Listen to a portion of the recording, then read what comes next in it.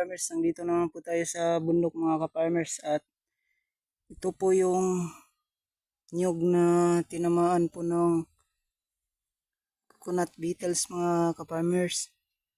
Ito po.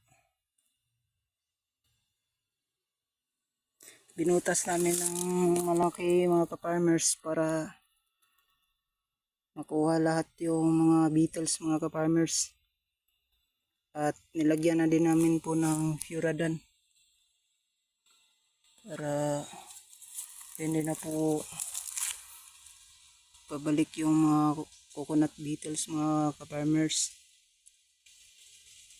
Sayang din mga ka-farmers pag pinabayaan mga ka-farmers kasi taas na po. Malapit na pong mamunga mga ka-farmers kaya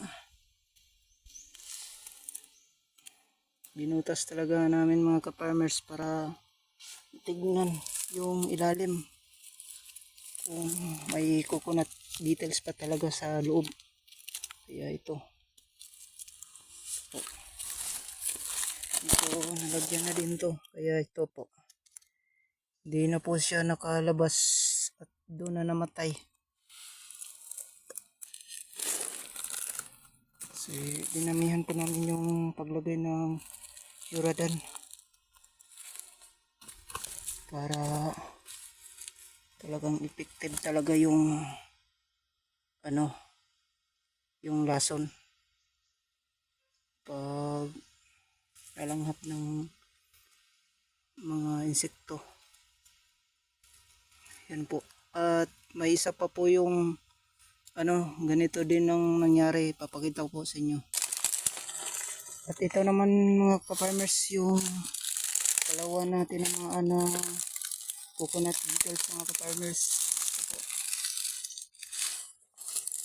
Nalagyan na din namin yan mga ka-farmers kaya okay na yung nyug.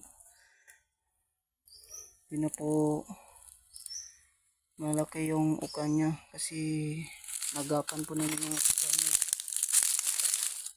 Ito po.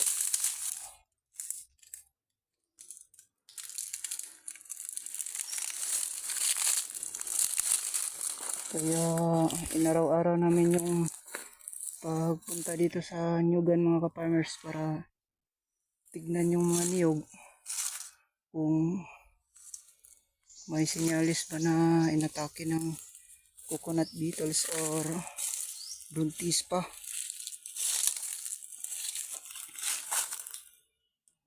Hindi pwedeng pabayaan kasi mga ka-farmers kasi pagdating ng panahon pag ito ay namatay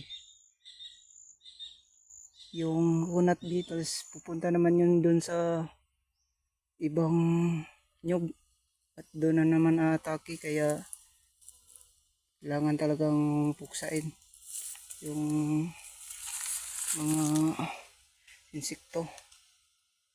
Pag hindi mo yan na control